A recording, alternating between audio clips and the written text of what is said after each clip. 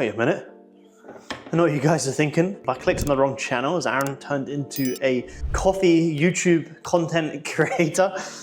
I have not, but we are making a very nice V60 coffee first thing here in the morning, because today I'm going to be explaining to you guys a very, very expensive mistake that I made in the markets this week that costed me over $1,500. And hopefully you guys are going to learn from these mistakes, because they're huge psychological things that have a massive impact on your trading. Trading is, you know, I would argue about 70% psychology. Look at me go, look at this. And the other day I got slightly humbled by the markets, but you know, every now and again you need that. It doesn't matter what level you guys get to in trading, these mistakes will always happen.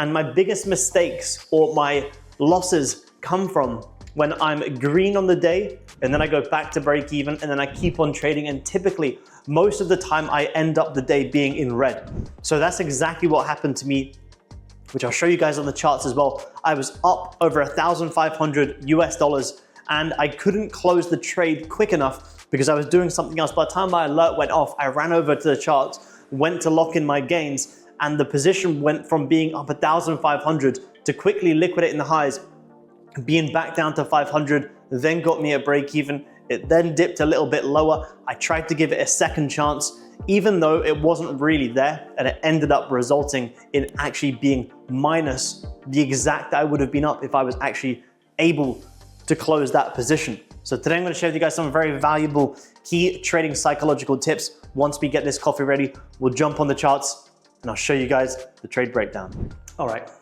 we got the coffee. Very good home coffee, by the way. If you guys want to up your home coffee game, V60, absolutely fantastic. Or maybe you don't have the time to sit there and make a coffee for about 5 minutes.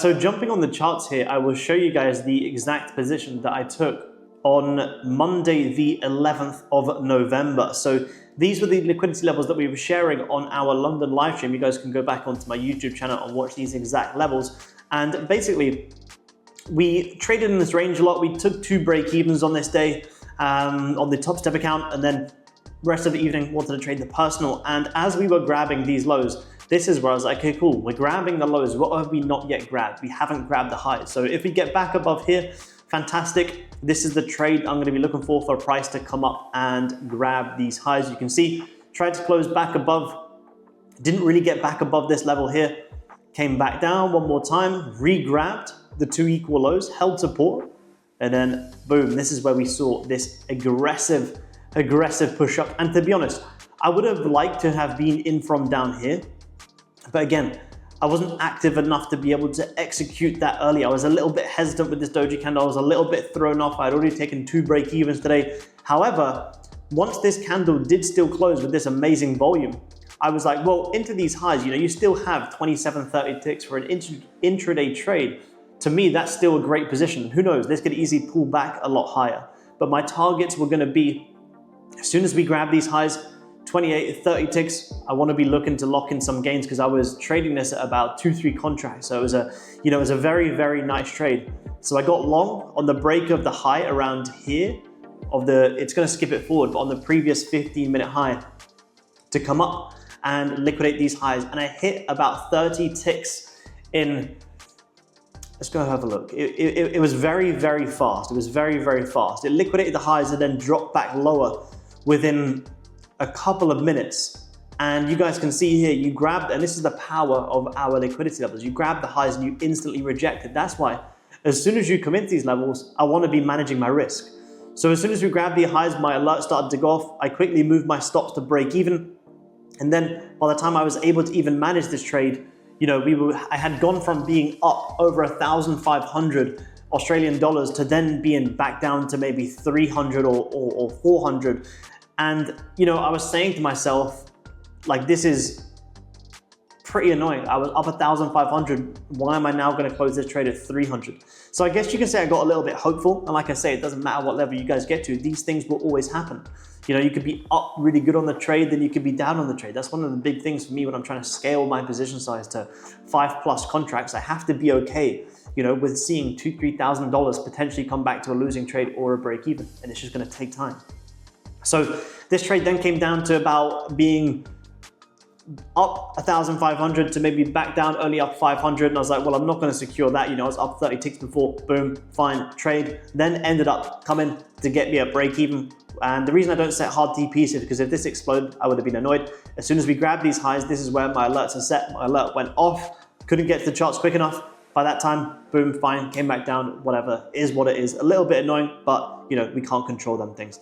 And then I pretty much said to myself, well, and in hindsight, maybe I was looking into this a bit too much, but I was like, well, there is the possibility that price could kind of hold this inverse head and shoulders, hold this level, and then maybe come up and fill in this wick.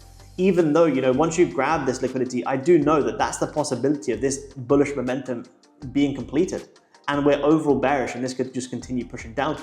But all of that went out the window when emotions had taken over. The good thing is I didn't over risk or anything like that, but when I then decided to get back in this position, I got long from around here with half the risk I had originally put on the next 30 minute like this, and then bam, it came down to smash me out for about 30 plus tick loss. No, sorry, about a 60-ish tick. I'll show you guys the position, about 60 tick loss, trading half the size, risking off these lows. And then you had this aggressive push back lower, and it was an incredible push.